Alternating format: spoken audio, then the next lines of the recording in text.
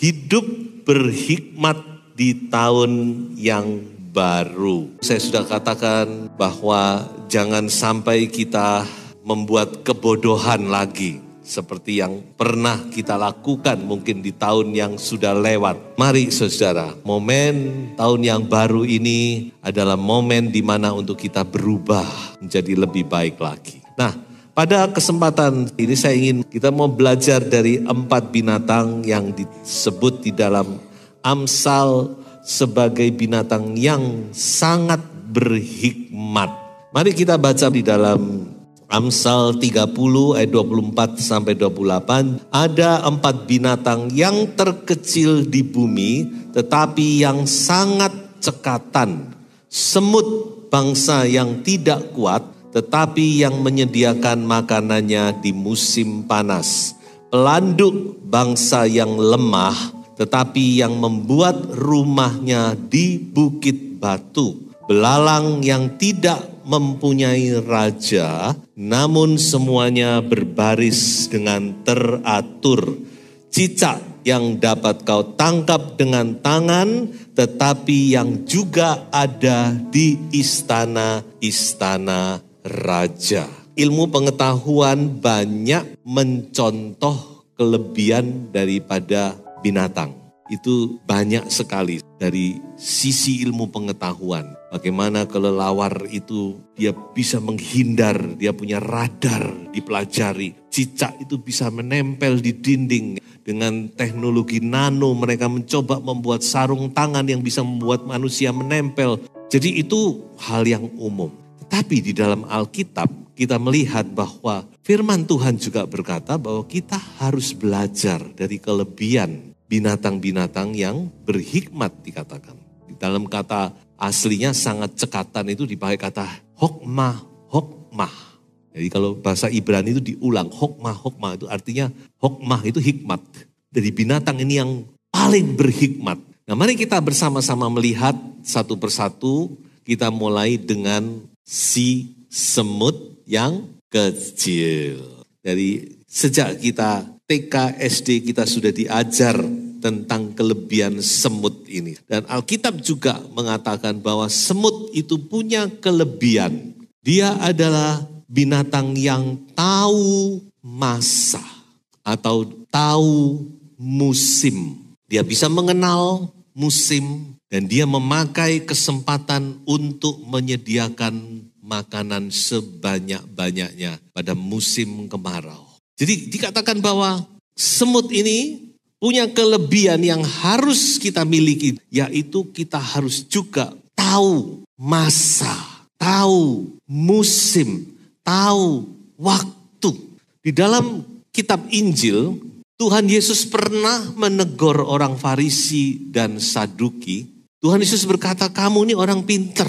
Kamu bisa memperkirakan hari. Kalau zaman sekarang ya namanya ramalan cuaca. Tapi itu bukan baru, itu sejak zaman dulu orang itu sudah bisa meramal cuaca. Dikatakan ketika hari ini, ketika awan ini kamu bisa memperkirakan hari. Kamu bisa memperkirakan kira-kira hari akan terang, akan hujan atau tidak dan sebagainya. Tetapi sayang, kamu tidak bisa mengenal zaman. Di ayat yang lain Tuhan Yesus berkata, sayang kamu tidak bisa mengenal pada saat mana Allah melawat kamu. Sebab itu mari kita sebagai orang percaya, kita juga mau mengenal keadaan zaman ini. Kita tahu bahwa zaman ini zaman yang tidak mudah dilewati. Zaman di mana kita hidup saat ini dengan 20-30 tahun yang lalu itu sudah sangat berbeda. 20 tahun yang lalu kita tidak mengenal yang namanya HP, tidak mengenal namanya internet, ya toh? Sosial media apalagi. Kita tidak mengenal semuanya. Kita tahunya cuma TV. Saya masih ingat dulu mulai awal tuh, mulai muncul namanya pager. Orang bawa pager sudah bangga. Dikelihatkan nih, aku punya pager. Lalu mulai muncul HP. HP yang pertama itu segede pisang raja, gitu. Tapi sekarang HP itu sudah menjadi kebutuhan utama. Anak kecil sudah mengerti. Set. Belum lagi di hal-hal yang lain. Bagaimana keadaan di Australia? Kalau saudara daftar, maka saudara mendaftarkan anak, saudara akan ditanya anak saudara gendernya apa. Male, female, tapi masih ada pilihan ketiga, unidentified. Artinya gender gak jelas. Bingung saudara-saudara. Belum lagi masuk di film-film kartun, mengajar anak-anak LGBT. Mereka diperkenalkan dengan keluarga, di mana ayahnya namanya Mr. John, ibunya namanya Mr. Thomas. Loh, itu terjadi. Belum lagi hal-hal yang bersifat okultisme dan sebagainya itu diperkenalkan sejak kecil anak-anak itu. Jadi ini satu zaman yang tidak mudah. Apalagi kalau sudah memiliki anak-anak. Saya kan pernah khotbah. Ada 3 macam pendidikan. Pendidikan umum di sekolah. Baik, harus kita usahakan setinggi mungkin. Pendidikan rumah tangga, ciao. Jangan dilupakan Bapak Ibu. Ciao. Bagaimana mengajar anak untuk tahu sopan santun, untuk tahu berterima kasih, ya toh? Biasakan dan seterusnya. Banyaklah, ciao itu kan relatif dan subjektif tentunya. Dan ada pendidikan yang ketiga yang jangan sampai diabaikan adalah pendidikan iman. Saudara, penting dan sangat penting. Kita harus tahu zaman. Tahu ini zaman yang semakin hari semakin jahat, semakin gelap. Jangan kita cuma lihat dari satu sisi, memang teknologi semakin hebat. Tapi kita harus tahu keadaan zaman ini. Sehingga kita tahu bagaimana harus bersikap dengan bijaksana. Jadi ini penting. Ada satu ayat yang saya tidak kutip di sini, tapi itu ada satu nubuatan di dalam kitab Amos, bahwa satu saat orang akan lari ke timur dan ke barat untuk apa? Untuk mencari kebenaran. Makanya sudah mari kumpulkan kebenaran sebanyak-banyaknya. Ini adalah tahun kelimpahan. 7 tahun kelimpahan dari Yusuf. Yusuf manfaatkan untuk menimbun gandum sebanyak-banyaknya. Karena dia tahu setelah 7 tahun kelimpahan akan datang 7 tahun kelaparan. Ayo, saya mengajak sidang jemaat. Mumpung waktu masih tersedia, ayo bekali diri kita sebanyak. Bekali keluarga kita, bekali anak-anak kita dengan nilai-nilai firman Tuhan. Supaya mereka bertumbuh dalam iman. Mereka teguh, kuat, tidak goyah. Yang kedua adalah pelanduk. Pelanduk ini tahu diri. Mengapa saya katakan tahu diri? Karena dia kenal diri bahwa dia itu tidak punya kekuatan apa-apa. Gak punya taring, gak punya cakar, gak punya kekuatan, gak bisa lari cepat, ya toh. Tapi dia tahu diri, dia tahu bagaimana harus menghindar, berlindung dari binatang buas yang mau memangsanya.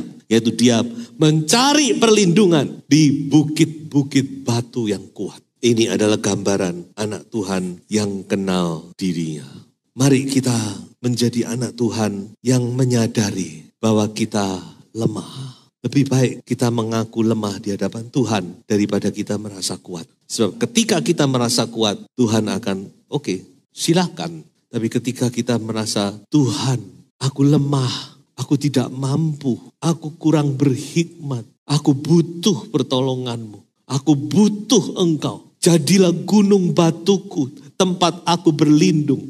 Maka saudara akan menjadi kuat di dalam perlindungannya. Amin. Jangan mengandalkan diri sendiri. Di tahun yang baru ini, meskipun mungkin saudara punya resources, sumber daya yang mungkin hebat dan sebagainya. Tapi mari kita belajar untuk mengandalkan gunung batu kita, yaitu Tuhan Yesus Kristus. Dia adalah gunung batu yang kuat, tempat perlindungan kita. Mari kita baca 2 ayat berikut ini. Sebab siapakah Allah selain dari Tuhan? Dan siapakah gunung batu kecuali Allah kita? Pada Allah ada keselamatanku dan kemuliaanku. Gunung batu kekuatanku, tempat perlindunganku ialah Allah. Masih banyak ayat-ayat yang lain.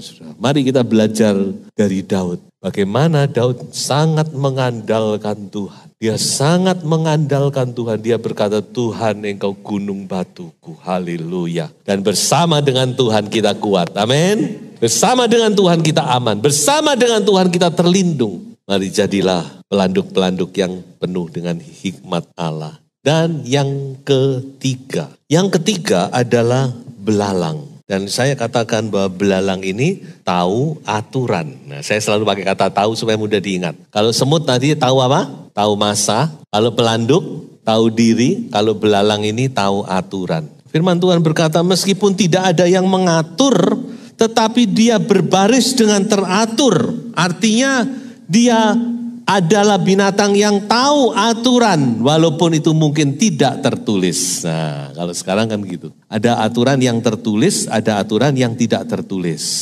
Dan kita harus tahu itu, saudara. Supaya kita bisa tertib. Kita hidup di dunia, kita harus mentaati peraturan-peraturan yang ada.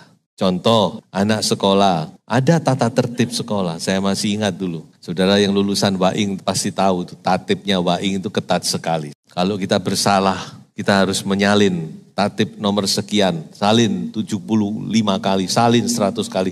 Saudara sebentar keluar berkendaraan, ada tata tertib, ada aturan lalu lintas. Jangan dibalik. Harus kita akui bahwa sering kali kita membuat aturan sendiri. Ketika lampu hijau menjadi lampu kuning, itu artinya kita harus apa? Siap-siap untuk berhenti. Tapi ada orang bukan begitu. Lampu kuning berarti gaspol. Saudara bermasyarakat tentu ada aturan-aturan RT, aturan RW, aturan warga. Dalam pemerintahan kita punya aturan perpajakan, aturan ini, aturan itu. Dalam hidup bergereja juga ada aturan. Dalam melayani Tuhan ada aturan. Tentu aturan itu tidak semua tertulis, saudara. Walaupun ada yang tertulis, tapi ada yang tidak tertulis, kita harus mengerti. Kalau enggak, maka semuanya amburadul, enggak ada tertibnya sudah. Semua simpang siur. Dan Tuhan mau kita sebagai orang percaya yang masih hidup di dunia ini. Kalau sudah tidak di dunia, ya kita sudah tidak usah ikut aturan dunia. Tapi ketika kita masih hidup di dunia, kita masih hidup dalam sebuah lingkungan, dalam sebuah masyarakat, dalam sebuah komunitas, dalam sebuah keluarga dan seterusnya. Kita harus menjadi orang yang tahu aturan. Gak boleh sembarangan amburadul. Coba kita baca, ada 2 ayat yang ingin saya bacakan. Di dalam 1 Timotius pasal 1 ayat 4 dikatakan sibuk. Ada orang-orang maksudnya ini yang sibuk dengan dongeng dan silsilah yang tiada putus-putusnya, yang hanya menghasilkan persoalan belaka dan bukan tertib hidup keselamatan yang diberikan Allah dalam iman. Tertib hidup keselamatan. Ternyata hidup keselamatan itu ada aturannya. Dan Tuhan mau kita tertib. Kalau tertib itu enak, kayak belalang. Teratur semua. 1 ayat lagi, Kolose 2 ayat 5. Sebab meskipun aku sendiri tidak ada di antara kamu, tetapi dalam roh aku bersama-sama dengan kamu. Dan aku melihat dengan sukacita tertib hidupmu dan keteguhan imanmu dalam Kristus.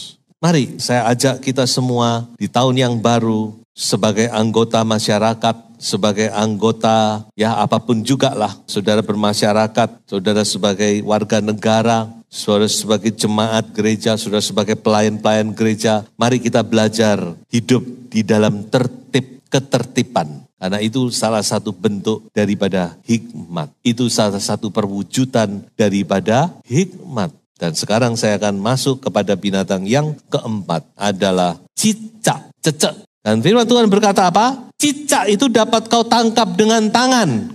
Jadi cicak itu memang ada di mana-mana. Dikatakan binatang ini binatang yang sederhana, yang bisa ditangkap dengan tangan. Tetapi dia katakan binatang yang sederhana ini dia juga ada di istana-istana raja dan presiden. Saya lama merenungkan ayat ini, saudara. Apa sih maksud ayat ini? Dan saya menemukan satu pengertian yang saya rasa juga enggak jauh-jauh amat dari apa yang Tuhan mau daripada ayat ini, saudara. Yaitu bahwa binatang ini adalah tahu posisi. Atau mungkin saya pakai kata yang lebih keren, tahu privilege.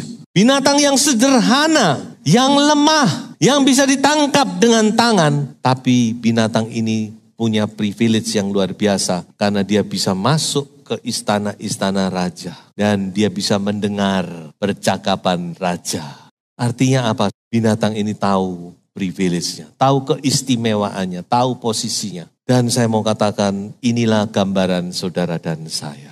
Anak Tuhan itu, memang ada anak Tuhan yang memang dipakai Tuhan tinggal di istana, itu juga ada. Tapi saya rasa sebagian besar anak Tuhan itu adalah orang-orang yang lemah, yang sederhana. Tetapi, ada kata tetapi nih ya, kita punya posisi yang luar biasa. Kita punya privilege yang luar biasa. Karena kita bisa masuk sampai ke depan tahtanya Allah.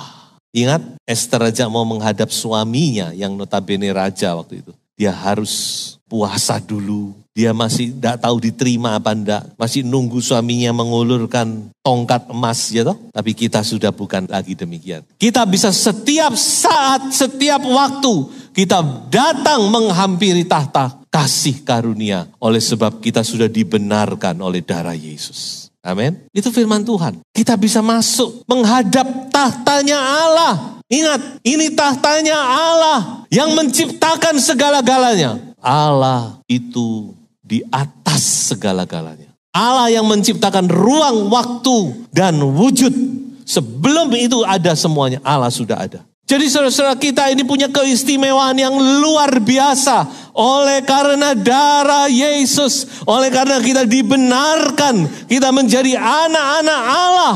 Maka kita bisa setiap saat menghampiri tahta kasih karunia itu. Tahta itu bukan lagi tahta yang menakutkan. Bukan lagi hakim yang menakutkan. Tetapi dia adalah Bapa yang baik, yang siap untuk menolong saudara dan saya. Di tahun yang baru ini, mari kita tidak menutup kemungkinan kita akan menghadapi masalah persoalan yang baru. Saya tidak mau menjanjikan hal yang muluk-muluk karena firman Tuhan juga tidak pernah menjanjikan demikian. Bahwa kita tetap akan menghadapi masalah persoalan hidup. Tetapi ingat, walaupun secara manusia kita tidak mampu, tapi kita mempunyai Allah yang luar biasa. Amin. Allah yang siap menolong saudara. Ketika kita datang menghampiri tahta kasih karunia itu, dia siap mendengar, dia siap mengulurkan tangan untuk menolong, untuk mengangkat kita, untuk membela kita. Haleluya.